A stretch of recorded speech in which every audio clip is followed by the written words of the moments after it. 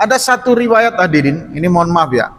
Jadi begini, ada seseorang itu profesinya itu adalah penghibur Pak, ya menyanyi, ya lain sebagainya. Nah, ini mohon maaf ya, bukan mengatakan dunia itu pada dunia begini enggak, tapi saya mencontohkan oknum ini saja. Nah, karena dalam dunia hiburan, dia akhirnya terjebak dan terjatuh dalam perilaku kemaksiatan yang macam-macam Pak. Sholat yang enggak pernah, khomer ya diminum, zina ya dijalani, aurat ya dipamerkan, pokoknya seabrek kemaksiatan itu hadirin yang dirahmati oleh Allah Subhanahu wa taala dia kerjakan. Hingga suatu saat Pak, suatu saat mau masuk Ramadan, kemudian menjelang masuk Ramadan itu dia senang sekali, ini kesempatan emas yang Allah berikan kepada saya. Dia lipat seluruh baju keartisannya, baju-baju yang memamerkan harta dia lipat semua hadirin, dia masukkan kotak, dia kunci rapat, ganti bajunya, dia mandi total, mandi taubat, bersihkan betul-betul, ganti pakaian yang dia paling paling bersih lah, yang dia paling bersih dan menutup aurat. Mulai malam Ramadan itu dia taubat dengan taubatan nasuha Pak, dia tinggalkan semua kemaksiatannya. Sholat yang tadinya dia tinggalkan mulai dia kodoin semua Pak. Pokoknya totalitas Pak, dia betul-betul memanfaatkan Ramadan itu. Hadirin, tidak berumur panjang, kira-kira 10 hari dari bulan Ramadan itu dia meninggal dunia Pak. Orang ini habis meninggal dunia dikebumikan, nggak ada kejadian yang macam-macam, biasa saja. Jadi hadirin yang dirahmati oleh Allah Subhanahu wa taala, setelah dia kebumikan, hari berganti hari Pak. Tidak terasa sudah beberapa tahun lewat, tiba-tiba di kampung itu kedatangan seorang ulama besar. Ulama itu sholat di masjid, ya misalkan kita Masjid Al-Swahid, otomatis kan jamaah tahu kalau itu ulama besar Pak. Nah kemudian pada ngurumunin, kemudian ulama itu ngomong, saya ini sebenarnya kesini ada maksud hal ingin ketemu dengan seseorang. Jadi orang itu, saya bermimpi, saya melihat dia ini sedang menikmati nikmatnya kehidupan surga bersama dengan para penduduk surga, dan dia menikmati nikmat-nikmat itu. Akhirnya saya ngobrol sama dia, kenalan, katanya dia orang desa ini. Kemudian saya tanya, amalan apa yang membuat kamu sehingga Allah SWT menempatkan kamu di surganya Allah seperti ini? Dia tidak menjawab, dia cuma tersenyum, malu dia ingin mengatakannya. Maka saat ini saya datang ke sini, saya ingin jumpa dengan dia. Gerangan apakah amalan dia sehingga dimuliakan oleh Allah SWT dengan menikmati nikmatnya surga? Maka satu kampung kaget Pak. Akhirnya ketua kampung itulah cerita, wahai Syekh, sesungguhnya orang itu dulunya adalah begini, dan begini. Begitu memasuki bulan Ramadan, dia betul-betul bertaubat dengan taubatan nasuha. Dan tidak berapa lama, dia cuma sekitar 10 sampai 12-13 hari lah Allah panggil. Dan mungkin dengan asbab itulah Allah ampuni segala dosa-dosanya, Allah terima taubatnya sehingga dia dimuliakan oleh Allah seperti itu.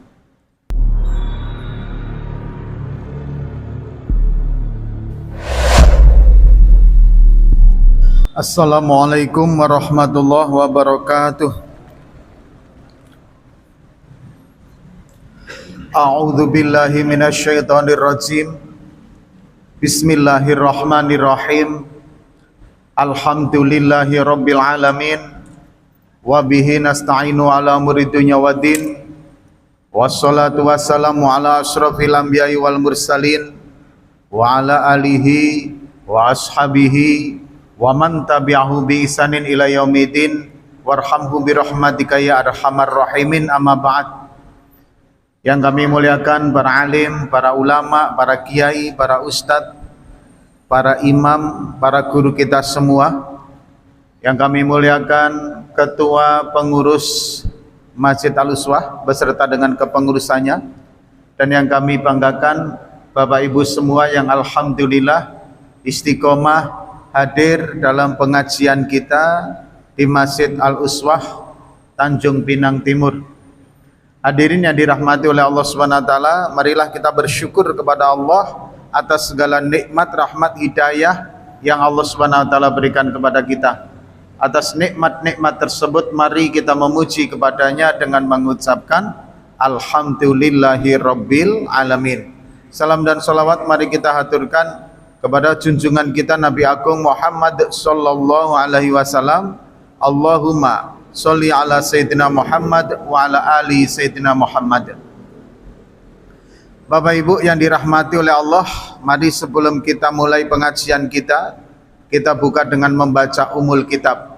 Bismillahirrahmanirrahim. Liridaillahi ta'ala wa li syafaati Rasulillah sallallahu alaihi wasallam. Tuma ila hadrati Nabi Muhammad sallallahu alaihi wasallam wa ala alihi wa sahbihi kiram. Tuma ila hadrati abaina wa ummatina wa astina wa jaddatina. Tuma ila hadrati khususan jamil masaihina wa suhina wa satidina. Tuma ila hadrati usan jamil muslimina wal muslimat wal mu'minina wal mu'minat. Tuma ila hadrati khusun hadal majlis syai'ul lahumul fatihah. A'udzu billahi minasyaitonir rajim. Bismillahirrahmanirrahim. Alhamdulillahi rabbil alamin arrahmanir rahim maliki yaumiddin. Iyyaka na'budu wa iyyaka nasta'in ihdinas siratal mustaqim siratal ladzina an'amta 'alaihim ghairil maghdubi 'alaihim waladdallin. Amin. Baik hadirin yang dirahmati oleh Allah, insyaallah kalau tidak ada halangan dan kita juga memohon kepada Allah Subhanahu wa taala, kurang lebih 12 atau 13 hari lagi kita akan memasuki bulan suci Ramadan. Maka pada pertemuan kali ini hadirin, kita akan membahas tentang hal yang bisa membangkitkan kita, yang bisa menumbuhkan kesemangatan kita di dalam menyongsong kedatangan Ramadan. Hadirin yang dirahmati oleh Allah Subhanahu wa taala, Rasulullah sallallahu alaihi wasallam ini dalam sebuah hadisnya beliau pernah berkata bahwasanya sungguh sebuah kerugian besar. Kalau bahasa Arabnya itu roghmu angfirojulin. Jadi bisa dikatakan celakalah kan gitu kan. Sungguh sebuah kecelakaan atau sebuah kerugian yang amat sangat luar biasa bagi seseorang apabila dia kedatangan 3 perkara ini sementara dia tidak mendapatkan 3 perkara yang lain. Karena 3 perkara itu betul-betul merupakan hal yang sangat luar biasa. Yang pertama adalah ketika Nabi Muhammad atau nama Nabi Muhammad sallallahu alaihi wasallam disebutkan, itu kita enggak membaca sholawat sebagai balasan daripada pendengaran kita yang mendengar nama Nabi Muhammad sallallahu alaihi wasallam disebutkan. Ini kerugian besar bagi orang yang mendengar nama Muhammad disebutkan, nama Nabi Muhammad disebutkan, tapi kita enggak mau membalas dengan sholawat. Loh, kerugiannya di mana? Begini hadirin, kita ini berdoa kepada Allah Subhanahu wa taala, itu memohon yang paling utama adalah keselamatan. Selamat dunia, selamat akhirat, selamat dikubur. Orang kalau sudah selamat hadirin, maka selesai konsep hidup itu, Pak. Di pekerjaan selamat, di masyarakat selamat. Selamat itu sebuah sesuatu yang kunci mutlak bagi kehidupan kita. Yang kedua hadirin, kita minta rahmat kepada Allah Subhanahu wa taala, kasih sayang Allah Subhanahu wa taala. 2 perkara ini merupakan 2 perkara yang sangat luar biasa. Nah, sholawat ini yang kedua adalah sebuah bacaan doa tentang memohon rahmat dan keselamatan kepada Allah Subhanahu wa taala. Siapa yang kita mintakan? Yang kita minta kepada Allah, yang kita mintakan adalah Rasulullah Shallallahu alaihi wasallam. Lantas pertanyaannya hadirin, Rasul kan sudah maksum, sudah selamat. Kenapa harus kita doakan? Satu, sebagai rasa cinta kita kepada Rasul. Yang kedua, hadirin, konsep seseorang mendoakan Rasul dengan membaca sholawat itu adalah apabila kita membaca sekali saja, maka Allah akan membalas kepada kita 10 kali. Sekali saja Allah akan membalas 10 kali. Ini merupakan satu bentuk kesempatan emas yang luar biasa muncul di hadapan kita. Saya gambarkan begini, Pak. Bapak mendengar ada seseorang yang namanya Ahmad di Tanjung Pinang ini, Pak. Misalkan begitu ya. Ahmad ini orangnya dermawan sekali. Bahkan dia punya bisnis yang sanggup melipat gandakan uang sampai 10 kali lipat. Apabila ada orang yang dilewati oleh Ahmad ini, hadirin, kemudian orang yang dilewatin itu ngasih duit 1.000 sebagai investasi kepada Ahmad, maka seketika itu juga Ahmad akan ngasih 10.000, Pak. 10 kali lipatnya langsung dibayar cash, Pak. Apabila orang yang didatang itu ngasih kepada Ahmad 10.000, Ahmad akan langsung balas sebanyak 100.000. Yang hebatnya lagi, kalau Ahmad ngasih 100.000, kalau orang itu ngasih 100.000 kepada Ahmad, dia akan membalas 1 juta, Pak. Dan kabar itu di Tanjung Pinang ini, hadirin, luar biasa viralnya, hampir setiap orang tahu. Kira-kira Bapak mengharap kedatangan Ahmad enggak, Pak, kalau kayak gini? Saya yakin Bapak pasti akan mengharap. Karena begitu kita ngasih 1.000 langsung dibalikan 10.000. Kalau kita 100.000 langsung dibalikan, ini Pak sebagai modal plus keuntungan Bapak 1 juta langsung, Pak. Kita semua pasti mengharap kedatangan Ahmad. Nah, hadirin, maka orang berbondong-bondong ini, Pak. Lah kok pas datang di depan kita malah menyepelekan. Ahmad sudah di depan kita, sudah kita dengar namanya, sudah juga kita melihat orangnya, sudah semuanya. Dan dia siap ngasih membalas kita 10 kali lipat. Kita malah diam saja, duit pun nggak ngasih, Pak. Nggak mau kita investasi ke situ. Sementara kanan kirinya begitu ngasih kepada dia 1.000, langsung dikasih 10.000. Kira-kira kita ini rugi besar nggak, Pak? Kita pasti akan mengatakan kita ini seorang yang bodoh, dungu, rugi besar. Jelas konsepnya kita dapatkan, jelas pengetahuan informasinya sudah kita lengkap. Begitu di depan kita malah menyepelekan dan kita mengabaikan. Ini konsep sholawat itu kurang lebih, analisa logikanya kurang lebih begitulah. Begitu nama Nabi Muhammad SAW disebut di depan kita, dan kemudian kita mendengarnya, mulut kita kemudian mengatakan Allahumma sholli alaih, cuman begitu saja, Pak. Allah balas 10 kali lipat untuk kita, Pak. Hebatnya sholawat itu seperti itu. Maka orang, hadirin, sangat rugi besar kalau setiap nama Muhammad SAW disebutkan nggak membaca dan nggak membalas dengan bacaan sholawat. Ini golongan yang pertama.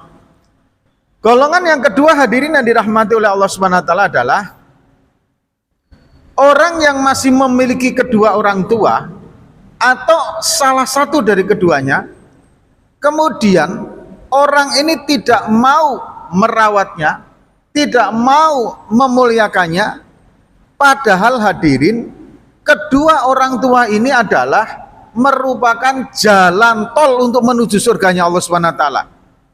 Alhasil, sampai orang tuanya itu meninggal, dia tidak mendapatkan surga sebab dengan masa hidupnya kedua orang tuanya. Ini merupakan kerugian besar bagi seorang anak, Pak. Hadirin yang dirahmati oleh Allah Subhanahu wa taala. Orang tua ini adalah doanya, doa kebaikan untuk anak. Ini yang pertama, konsepnya orang tua. Dulu pernah saya sampaikan tentang birrul walidain ini. Konsep doa baik orang tua kepada anak itu adalah, kalau doa baik ini, Pak, sejauh mana anak itu berbakti kepada orang tuanya, sejauh itu pula doa kebaikannya dikabulkan oleh Allah Subhanahu wa taala.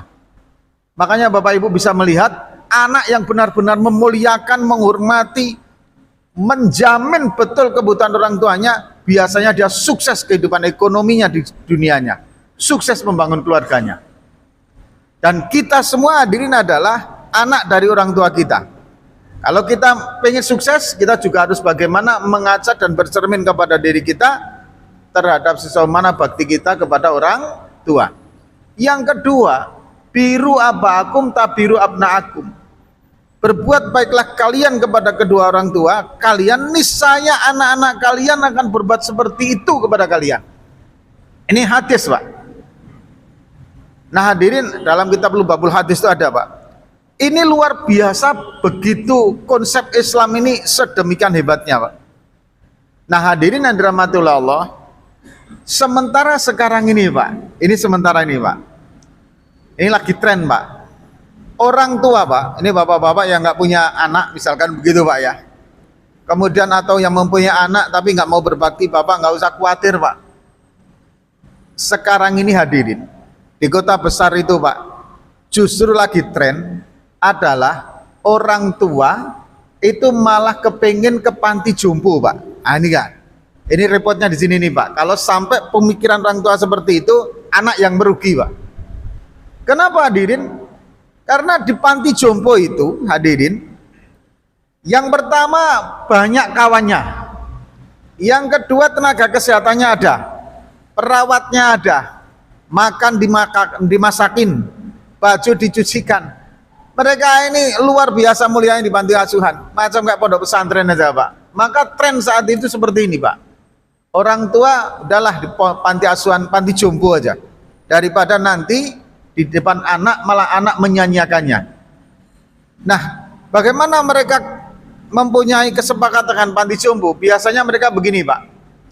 Saya jumpa itu di Jakarta itu saudara teman daripada saudara saya itu, Pak. Ngobrol-ngobrol, dia nggak punya anak. Kata dia, saya itu nyantai aja kok, Pak, meskipun saya nggak punya anak. Rumah saya alhamdulillah bagus, aset itu miliaran kalau dijual karena lingkup tanah Jakarta. Kemudian yang kedua, mobil saya juga alhamdulillah ada 3. Saya dapat kesepakatan sama panti jompo. Kalau nanti saya tua, saya mau ke panti jompo. Kalau saya sudah meninggal, ini harta ini sudah saya bahkan semua ke panti jompo. Selesai, Pak. Kalau sempat orang tua ada pemikiran begitu, hadirin, maka tertutup kesempatan anak untuk menjadi jalan menuju surganya Allah.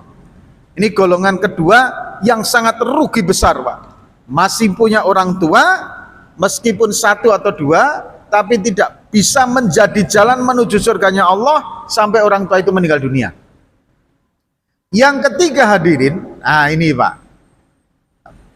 orang kedatangan Ramadan, ya kan, tapi sampai Ramadan habis dia tidak mendapatkan ampunan Allah Subhanahu wa Ta'ala. Ini merupakan kerugian besar. Kenapa, hadirin? Karena, hadirin, di Ramadan ini merupakan sebuah momentum yang dimana Allah betul-betul mengampuni hamba-hambanya yang berdosa dan yang mau bertobat. Asal nggak musyrik aja, Pak. Asal nggak menyekutukan Allah Subhanahu wa Ta'ala. Totalitas bertobat kepada Allah Subhanahu wa Ta'ala, maka Allah akan mengampuni dosa hamba tersebut. Ada satu riwayat, hadirin, ini mohon maaf ya. Jadi begini. Ada seseorang itu profesinya itu adalah penghibur, Pak. Ya menyanyi, ya lain sebagainya.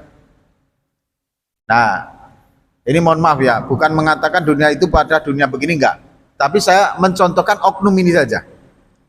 Nah, karena dalam dunia hiburan, dia akhirnya terjebak dan terjatuh dalam perilaku kemaksiatan yang macam-macam, Pak.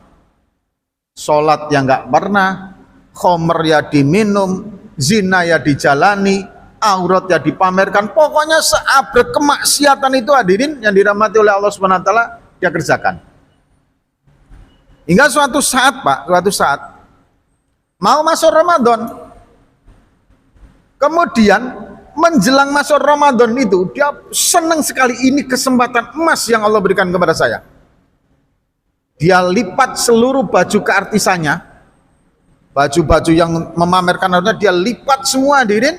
Dia masukkan kotak, dia kunci rapat, ganti bajunya, dia mandi total, mandi taubat, bersihkan betul-betul, ganti pakaian yang dia paling paling bersih lah, yang dia paling bersih dan menutup aurat. Mulai malam Ramadan itu dia tobat dengan taubatan nasuha, Pak. Dia tinggalkan semua kemaksiatannya. Sholat yang tadinya dia tinggalkan mulai dia kodoin semua, Pak. Pokoknya totalitas, Pak. Ya betul-betul memanfaatkan Ramadan itu. Hadirin, tidak berumur panjang, kira-kira 10 hari dari bulan Ramadan itu dia meninggal dunia, Pak. Orang ini. Habis meninggal dunia dikebumikan, nggak ada kejadian yang macam-macam. Biasa saja. Jadi hadirin yang dirahmati oleh Allah Subhanahu wa taala, setelah dia kebumikan, hari berganti hari, Pak. Tidak terasa sudah beberapa tahun lewat. Tiba-tiba di kampung itu kedatangan seorang ulama besar. Ulama itu sholat di masjid. Ya misalkan kita Masjid Al-Swahid. Otomatis kan jamaah tahu kalau itu ulama besar, Pak. Nah kemudian pada ngurumunin. Kemudian ulama itu ngomong, saya ini sebenarnya kesini ada maksud hal ingin ketemu dengan seseorang. Jadi orang itu, saya bermimpi, saya melihat dia ini sedang menikmati nikmatnya kehidupan surga bersama dengan para penduduk surga, dan dia menikmati nikmat-nikmat itu. Akhirnya saya ngobrol sama dia, kenalan, katanya dia orang desa ini.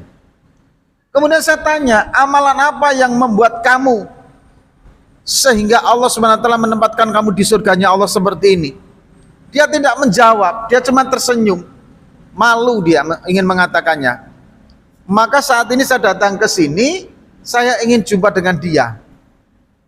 Gerangan apakah amalan dia sehingga dimuliakan oleh Allah Subhanahu wa taala dengan menikmati nikmatnya surga? Maka satu kampung kaget, Pak.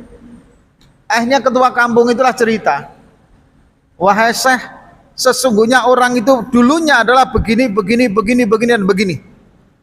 Begitu memasuki bulan Ramadan, dia betul-betul bertaubat dengan taubatan nasuha. Dan tidak berapa lama, dia cuma sekitar 10 sampai 12-13 hari lah Allah panggil.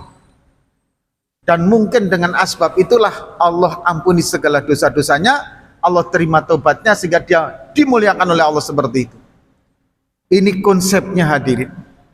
Makanya hadirin yang dirahmati oleh Allah, Ramadan besok ini, karena kita ini hadirin yang dirahmati oleh Allah Subhanahu wa taala,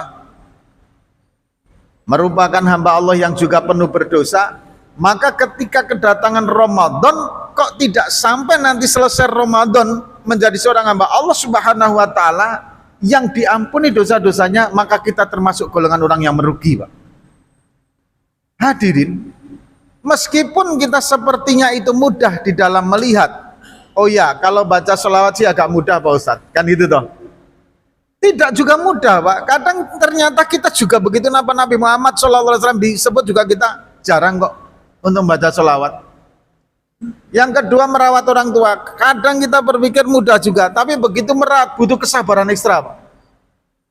Yang ketiga, Ramadan. Seakan-akan kalau kita nanti hadirin masuk Ramadan, kita akan dengan begitu mudah, Pak.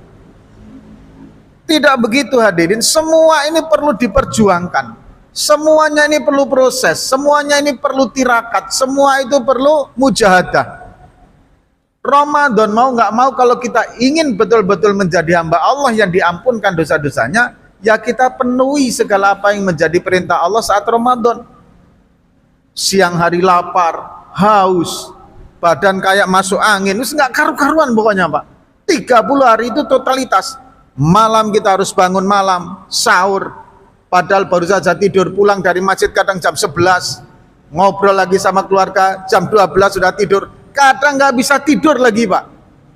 Begitu mau tidur sejenak saja, udah dibangunkan sahur, sholat subuh, kemudian kita harus berjuang mengalahkan kantuk kita untuk duduk di majelis taklim. Pagi harinya kita harus kerja, pulang begitu, seterusnya, Pak. Ini butuh perjuangan. Karena semua kesuksesan butuh proses, Pak. Makanya hadirin yang harus dipahami, bahwa kita nanti ketika menginginkan menjadi hamba Allah yang totalitas diampunkan oleh Allah dosa-dosa kita di dalam bulan Ramadan nanti, tentu perlu perjuangan. Nah hadirin, menumbuhkan kesemangatan di dalam perjuangan selama Ramadan itu terus bagaimana? Kan gitu, Pak. Ada satu hadis hadirin, man fariha bidukhli Ramadan takhala, mohon maaf, haramallahu ta'ala jasadu ala niron. Man fariha bidukhli Ramadan, barang siapa yang senang, bahagia, sukacita bidukhuli Ramadan, dengan kedatangan Ramadan, maka Allah Ta'ala, Allah haramkan jasadnya ala niron. Niron itu jamak daripada nar. Allah haramkan jasadnya atas neraka-nerakanya Allah, Pak. Gak cuma neraka, tapi neraka-nerakanya, Pak. Senang saja kedatangan Ramadan. Alhamdulillah ya Allah, saya masih diberi kesempatan menikmati Ramadan. Senang saja, Pak. Namun hadirin, ya tadi, untuk menumbuhkan rasa senang dengan kedatangan Ramadan itu juga tidak mudah. Lantas pertanyaannya adalah, bagaimana menumbuhkan agar kita itu muncul rasa senang dan bahagia, suka ketika kedatangan Ramadan? Yang pertama hadirin, ini dulu pernah saya sampaikan, saya perlu ulang lagi agar semangat lagi kita nanti Ramadan, Pak. Umur kita ini hadirin, mohon maaf, sudah sepuh-sepuh, sudah tua-tua, tapi yang muda jangan juga merasa aman hadirin, karena salah satu dari putra jamaah kita kemarin dipanggil oleh Allah Subhanahu wa Ta'ala dengan keadaan posisi yang sangat mendadak.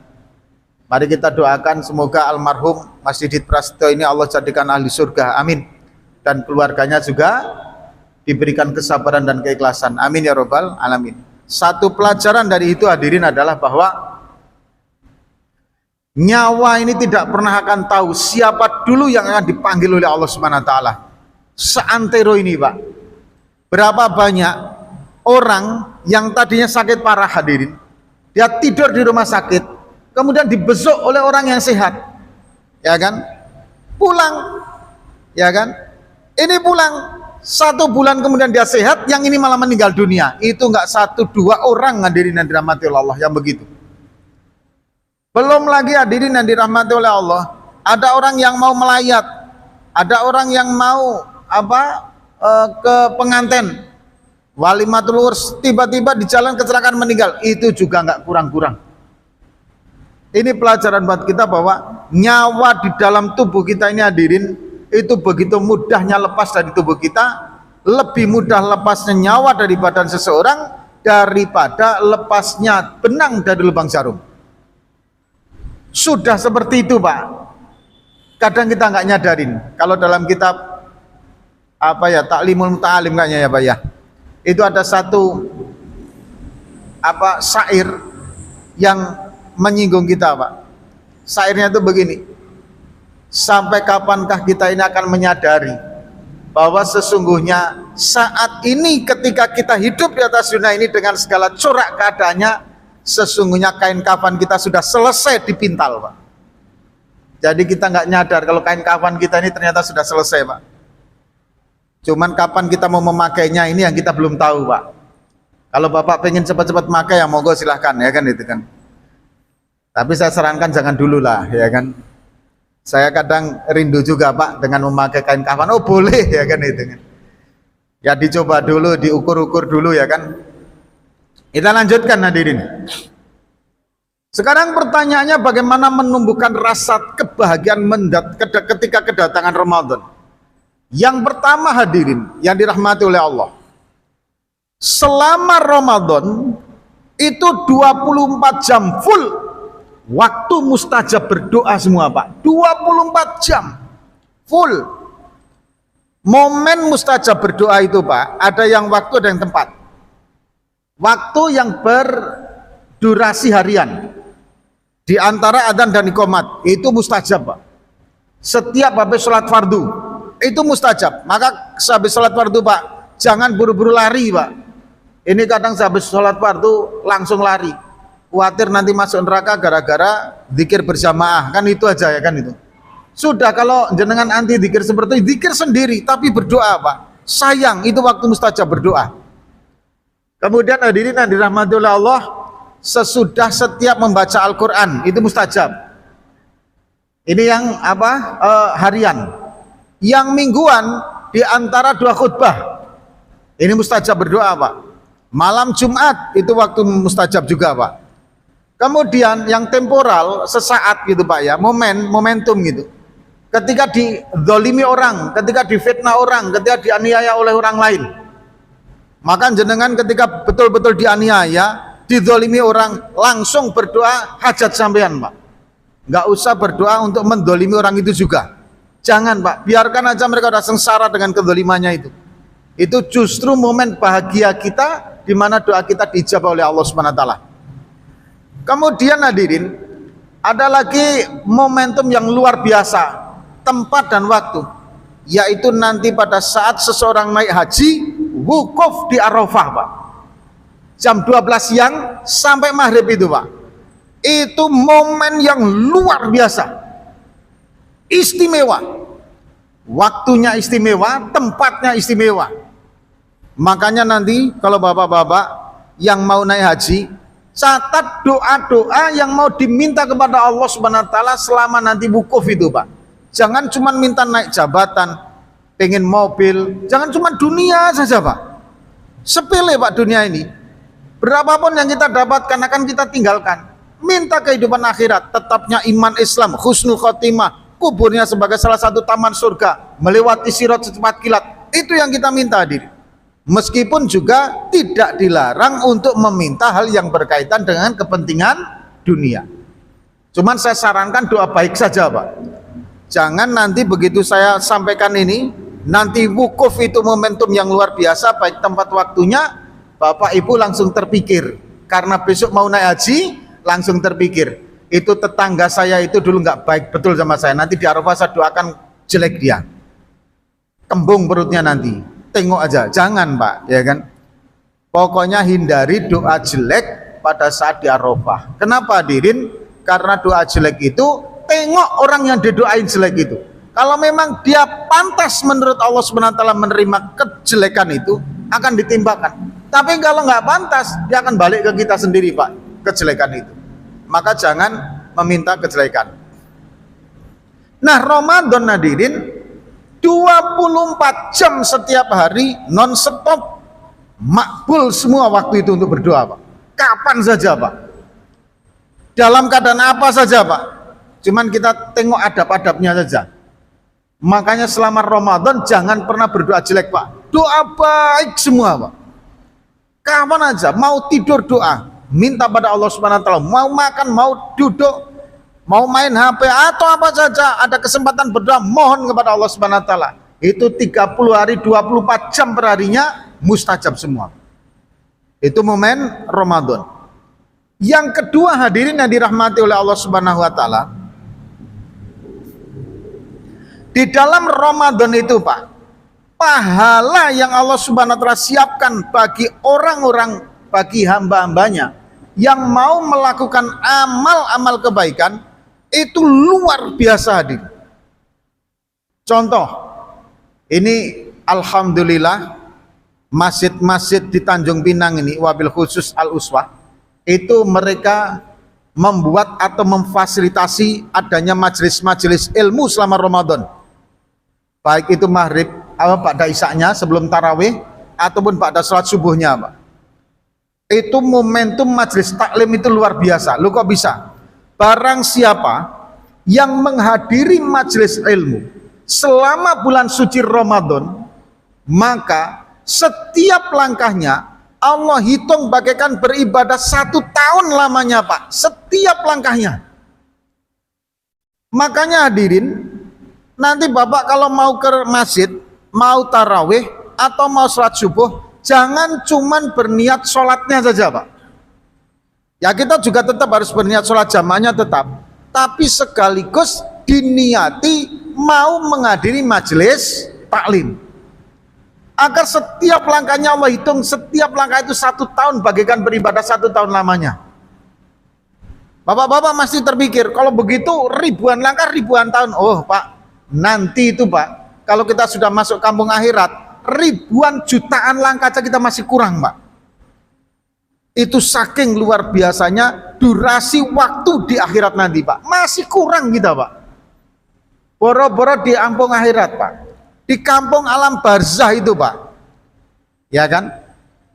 Abu Jahal yang meninggal sekitar tahun 600-an Masehi, Pak. Sampai sekarang berarti sudah 1400 lebih, Pak. Masih dalam barzah, Pak. Fir'aun yang meninggal sebelum Masehi masih diazab di kampung alam barzah. Nabi Adam kemudian para nabi belum masuk kampung akhirat, Pak.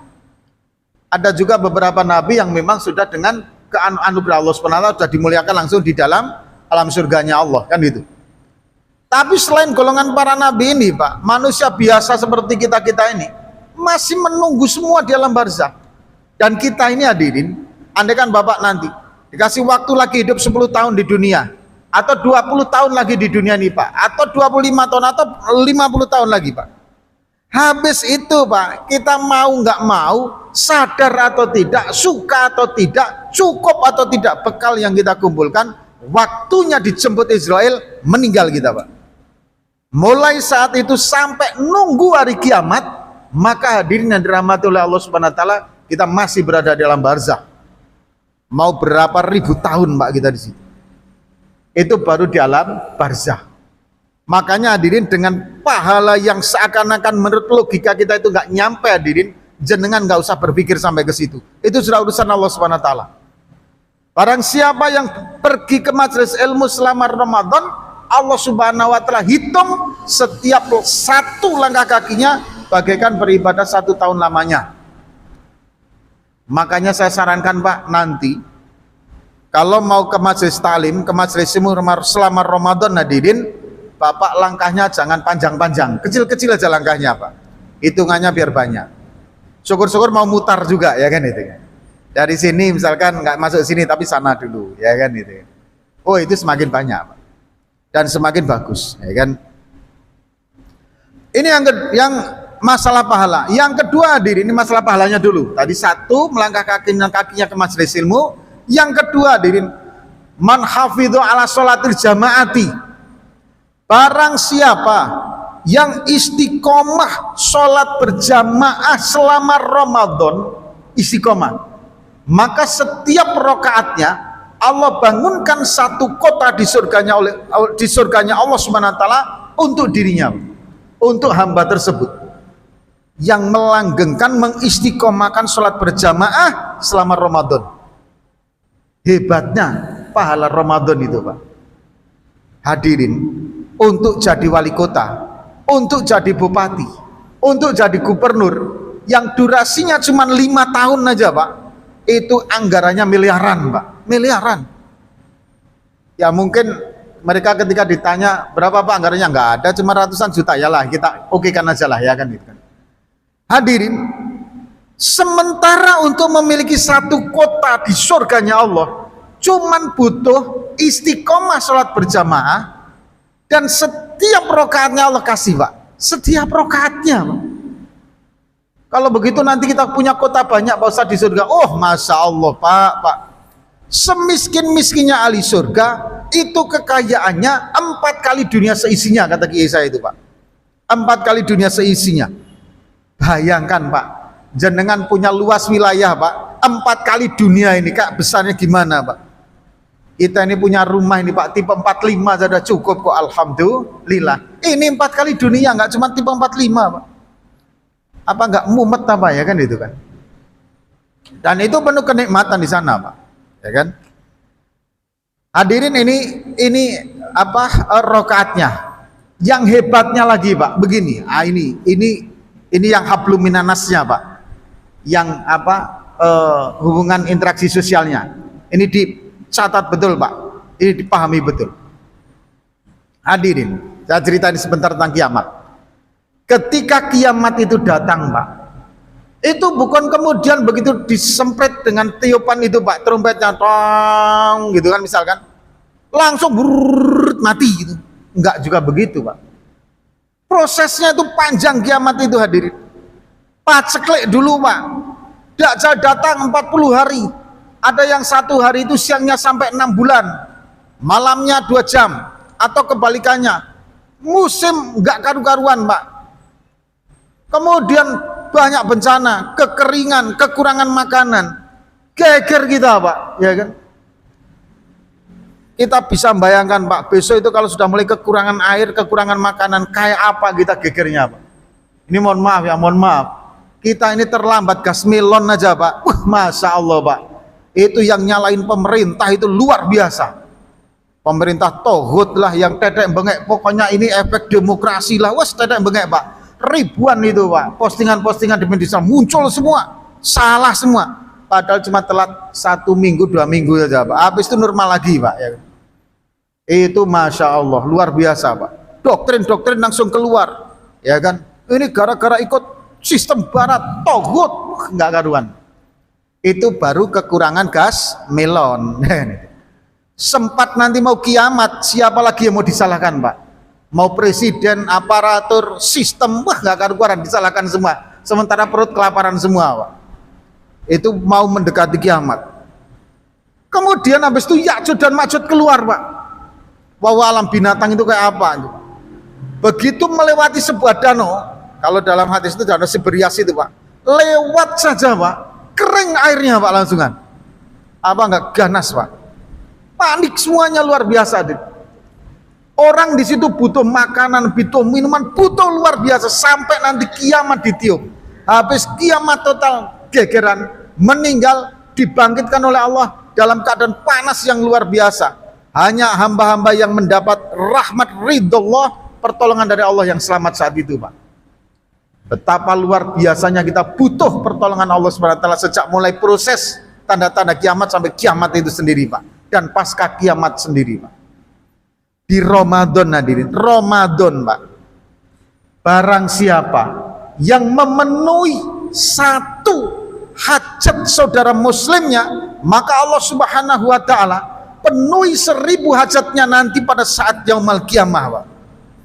Satu hajatnya saja kita bantu saudara kita, maka Allah bantu nanti kita 1000 hajat pada hari kiamat Pak. Hebatnya Ramadan, balasannya dari Allah SWT itu Pak.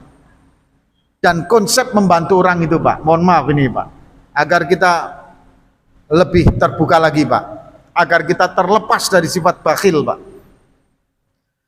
Ketika kita membantu seseorang, sesungguhnya kita ini sedang membantu diri sendiri pada saat situasi dan waktu yang berbeda atas problem kita Pak. Pada saat kita bersedekah kepada orang lain, sesungguhnya kita sedang menolong diri kita dari musibah, bahaya, dan dari perkara-perkara yang lain pada waktu dan problem kita yang lain. Hakikatnya seperti itu. Ketika kita memudahkan hidup seseorang kepada kita Pak, yang punya urusan kita Pak, maka Allah mudahkan hadirin dalam urusan kita, kehidupan kita yang lain. Hakikatnya kalau kita memudahkan orang lain, kita sedang dimudahkan oleh Allah dalam urusan-urusan lain. Ini pegang di sini Pak. Bapak mau jadi pejabat apapun, Bapak mau jadi ustadz, mau jadi rakyat, mau jadi apapun, andaikan Anda mempermudah urusan orang yang berkaitan dengan jenengan Pak, insya Allah sesungguhnya Anda sedang memudahkan urusan hidup Anda sendiri Pak.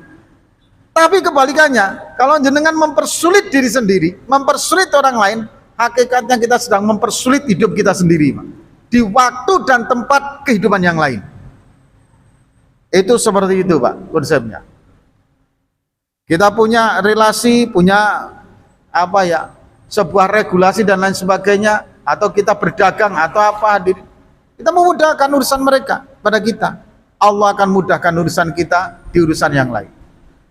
Ibu-ibu misalkan besok hadirin, ibu ngantar kue ke tetangga, kemudian piring yang dibuat ke antar itu ternyata pecah di tetangga.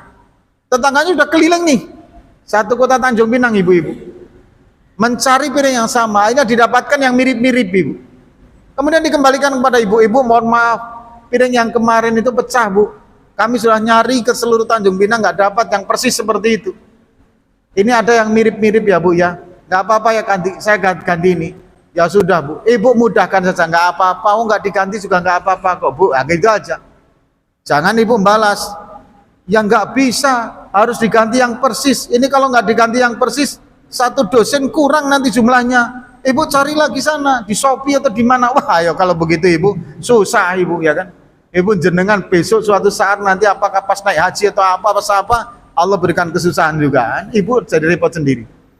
Udahlah Bu, alhamdulillah ibu mau sudah berkenan ganti. Oh nggak ganti pun nggak apa-apa.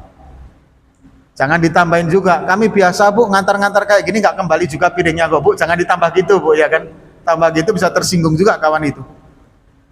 Hadirin, di Ramadan kita kok membantu satu orang saja dengan satu hajatnya, atau kita menolong orang, atau kita memudahkan orang, Allah mudahkan kehidupan kita, Allah penuhi 1000 hajatnya nanti hadirin di pada saat hari kiamat. Hadirin yang dirahmati oleh Allah, ini beberapa perkara yang bisa membangkitkan kita semangat untuk taat dalam Ramadan. Insya Allah nanti akan kita bahas hadirin di pertemuan yang akan datang. Khusus puasa ini hadirin, ada beberapa macam kunci-kunci yang memang harus kita perhatikan, sehingga dengan perkara itu hadirin yang dirahmati oleh Allah Subhanahu wa taala, insya Allah puasa kita ini lebih terasa ada ruhnya nanti Pak, sirnya sudah mulai nampak. Hadirin, ini dulu yang bisa kami sampaikan. Ada benarnya dari Allah Subhanahu wa taala, ada silap salahnya kami mohon maaf yang sebesar-besarnya. Insya Allah kita niat untuk mengamalkan dan untuk mendakwahkan kepada yang belum hadir. Kita tutup dengan doa akhir majelis. Subhanakallahumma wa bihamdika asyhadu an la ilaha illa anta astaghfiruka wa atubu ilaik. Assalamualaikum warahmatullahi wabarakatuh.